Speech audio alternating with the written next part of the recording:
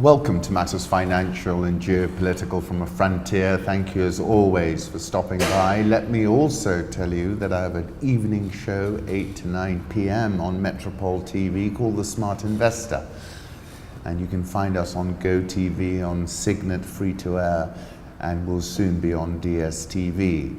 We're also on Star Times, and do catch us. It's really a lot of fun, but a very long day. Home Thoughts, William Dalrymple, who is a super writer, took me down an Emperor Babur wormhole. He tweeted the Sirdarya or Jaxartes running just below Babur's home fortress of Akshi Kent near Namangan in the Fergana Valley of Uzbekistan.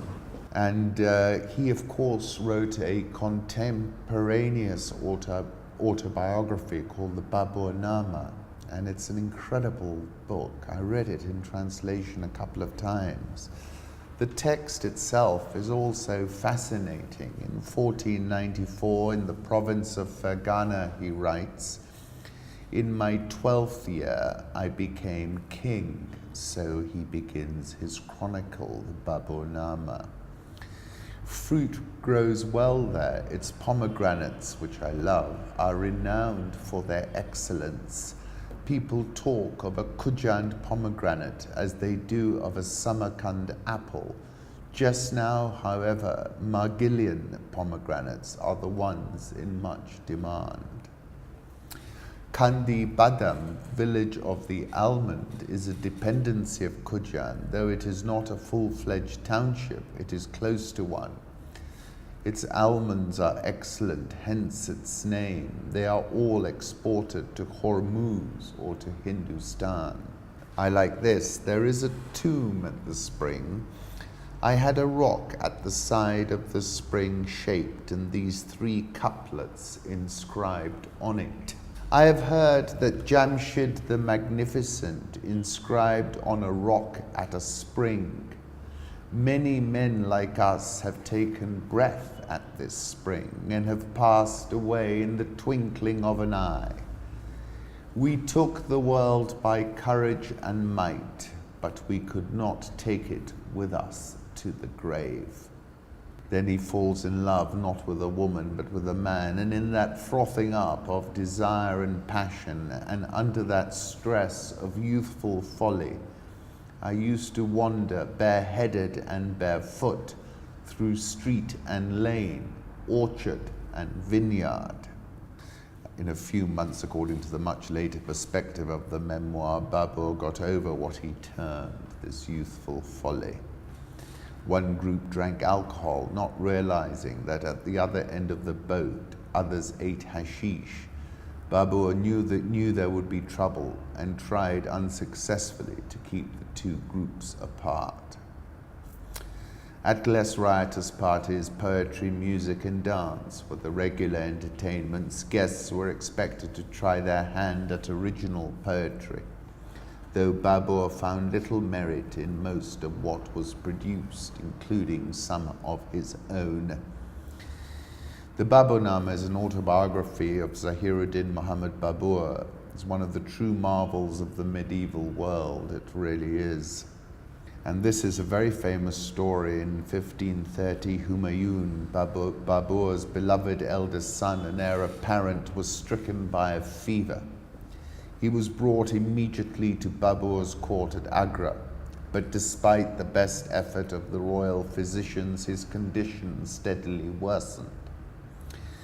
Driven to despair, Babur consulted a man of religion who told him that the remedy was to give in alms, the most valuable thing one had, and to seek cure from God. Babur is said to have replied thus, "I am the most valuable thing that Humayun possesses. Than me he has no better thing. I shall make myself a sacrifice for him. May God, the Creator, accept it." Greatly distressed, Babur's courtiers and friends tried to explain that the sage had meant he should give away money or gold or a piece of property. Humayun possessed a priceless diamond, they said, which could be sold and the proceeds given to the poor. Babur would not hear of it. What value has worldly wealth, Babur is quoted to have said, and how can it be a redemption for Humayun? I myself shall be his sacrifice. He walked 3 times around Humayun's bed, praying, O God, if a life may be exchanged for a life, I, who am Babur, I give my life and my being for a Humayun. A few minutes later he cried, we have borne it away, we have borne it away. And sure enough, from that moment Babur began to sicken, while Humayun grew slowly well. Babur died near Agra on December the 21st, 1530. He left orders for his body to be buried in Kabul. This is Humayun's tomb. In his own words, the cream of my testimony is this: do nothing against your brothers, even though they may deserve it. Also, the new year, the spring, the wine, and the beloved are joyful. Babur, make merry, for the world will not be there for a second time. If you mention Babur on Twitter, a million Sanghis pop up to say Babur was a terrorist jihadi. In fact, he never uses the word Allah, preferring the term Tengri, the sky deity worshipped by steppe peoples. William Dalrymple. The UN has issued a report saying that the health of ecosystems on which we and all other species depend is deteriorating more rapidly than ever. We are eroding the very foundations of our economies, livelihoods, food security, health, and quality of life worldwide. The report finds that around 1 million animal and plant species are now threatened with extinction, many within decades, more than ever before in human history. Ecosystem species, wild populations, local varieties, and breeds of domesticated plants and animals are shrinking, deteriorating, or vanishing. The essential interconnected web of life on Earth is getting smaller and increasingly frayed, said Professor Satella. You've got to read this report in full, it's shocking. 33% of marine fish stocks being harvested at unsustainable levels, 60% maximally sustainably fished. Urban areas more than double since 92. Plastic pollution up tenfold since 1980. And that takes me back to John Donne, for whom the bell tolls. No man is an island entire of itself. Each is a piece of the continent, a part of the main. If a clod be washed away by the sea, Europe is the less. As well as if a promontory were, as well as if a manor of thine own, or of thine friends were. Each man's death diminishes me, for I am involved in mankind. Therefore send not to know for whom the bell tolls, it tolls for thee.